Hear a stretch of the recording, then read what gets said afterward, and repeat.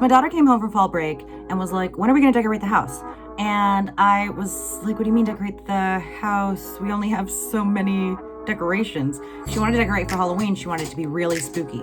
But there were some things that I found on Pinterest and she was like, that's too spooky. That really scares me. And I had this epiphany of like, oh wow, she's so wholesome that she doesn't think that this is scary in a fun way at all. She thinks this is scary in a scary way. And it made me realize how desensitized I've been because of growing up watching Dateline and Unsolved Mysteries and how much that affected me and changed me and why I love murder podcasts. But that's beside the point. My point is that ever since she was 3, I have gone and bought 1 Halloween decoration. She's 8 now. So we have 5 decorations. So decorating the house to make it look really spooky was gonna be hard. So I went onto Pinterest because I am that DIY mom and wanted to find things that we could possibly do with stuff I either had around the house or things I could pick up from Dollar Tree at the dollar store. And I will tell you where I got a lot of these things because I got them from a mix of Dollar General, Dollar Tree, something that I just happened to find on clearance at Walgreens. And then the other stuff is stuff that I just had on hand, but I'll also let you know anything that you could possibly do, but we'll get there. Here is where I'm going to insert the beginning of some of them, where I saw the idea on Pinterest, I tried to follow it, and then the first one failed. The second one was, I think, successful. And the third one was successful in theory, but not successful for other reasons, but you'll just see, you'll see. So let's get into it.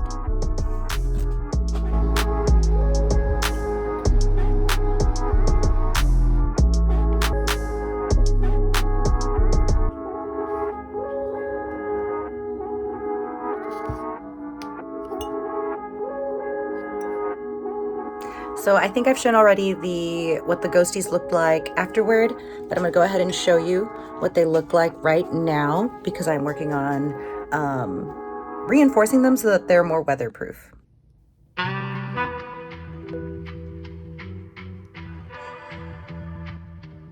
The only thing is that even though this does feel pretty sturdy, I don't think it will be weatherproof. And as we have a lot of humidity here in the South, I need to do that so that since it is just a water and cornstarch mixture, I imagine that more water being added to it will just dilute the cornstarch and probably rinse it off. So here's my plan. I've done it with one already for TikTok, and I'm gonna go ahead and do one here for YouTube. So what I'm gonna do is kind of tuck these little side guys in so that they don't get waxy, so that there's a little bit of flow, even though these ones are pretty stiff. Gonna put this one over here. There we are. And now we have a little bowl. We have access to the inside. White beeswax pellets that I've got a long time ago when I used to make lotion bars. Oh look, I have some scrap wax. The pro about doing this on parchment paper means that if the wax drips through, then I can peel off the wax that lands on the parchment paper and then continue to use it in other projects. Got a heat gun. There we go. And when that's done, you have a little bit of drip and a puddle on the parchment paper, and then what I was doing with the other one is going ahead and just kind of rubbing it all along the outside to back onto my ghostie. Feeling a little softer than the rest, what doesn't feel waxy, and then continue on.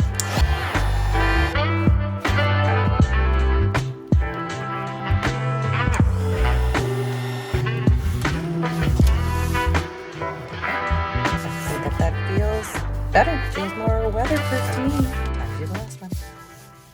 All right, so it's time for our next project. So what I did was I kept a whole bunch of different plastic containers and then I spray painted them black. And it's pretty clear, like, or this isn't black, but this is previously a coffee jar. This was a vinegar jug, some Elmer's glue bottles that we used all the glue for the string thingies. And then at Dollar Tree, I picked up some little ghosties, some little we already took them out. Some little skulls. Found these little guys at Walgreens, so I'm gonna see what I can do with these. Oh, I also have a Lay's Stacks can. Right, so with that, what I'm gonna do is I'm going to use this Art N Glo Neutral Aqua Glow Powder. I kept trying to find videos on how to use this and I couldn't find a whole bunch, so I figured I would make my own as I experiment. I'm going to see what happens if I just use it with a thin layer of glue and then dust this on top.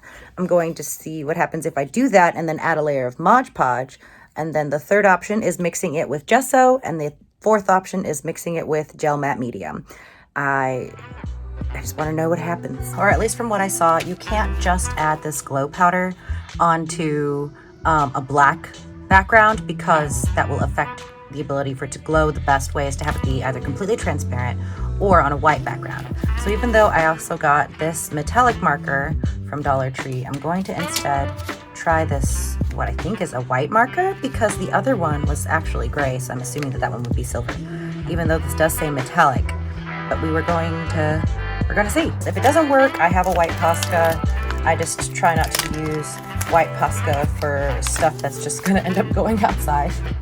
Actually, no, I think the smartest thing to do would be to test out the 4 different methods on each of these little skulls and write down what they were. So I'm going to write down number 1, and then number 2. Wow, that's like, whoa, that's pretty friggin' opaque.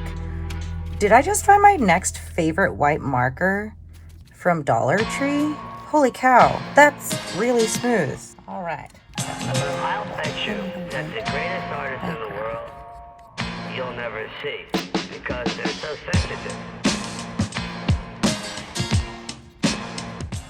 Doesn't look as bad as it could. The greatest artists in the world. That is just so much of this glue for this. We are gonna switch to a different glue for the next one.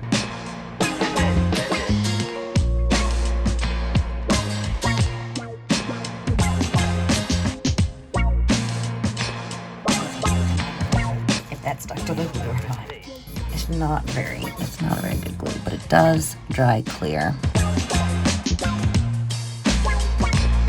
At least with this glue, even though it always kind of pours out, it has such a small tip that I can move it around.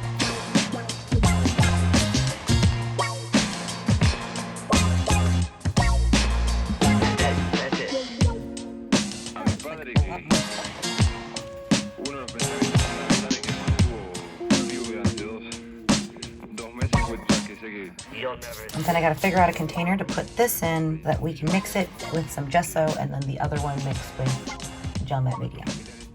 Go ahead and do 1 clear texture gesso.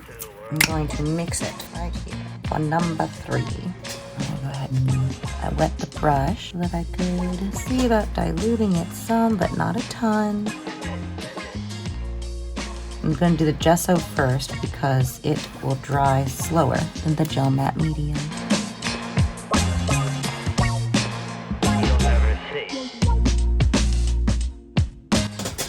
Okay, so this is kind of messy. It's going to be hard to do, but I have a lot. If you see that, I have a lot left over. So I think I might just keep adding to him.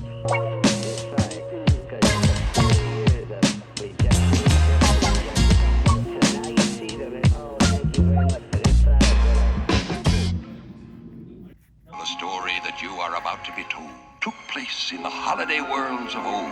I'd say it's time you begun the story that you are about to be told. Took place in the holiday worlds of old. I'd say worlds of old. Was a long time ago.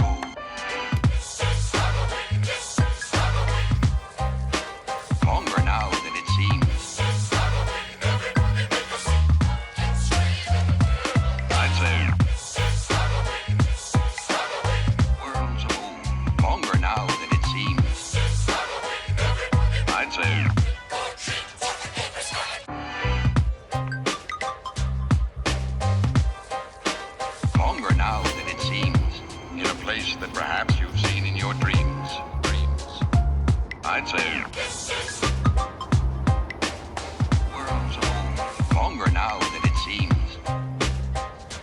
I'd say 'twas a long time ago.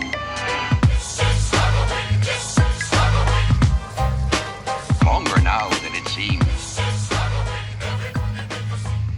So with that final clip, I decided that instead of trying to do some kind of big thing on my lawn, because I was starting to get very, why is nothing visible? How can I make it darker on my lawn?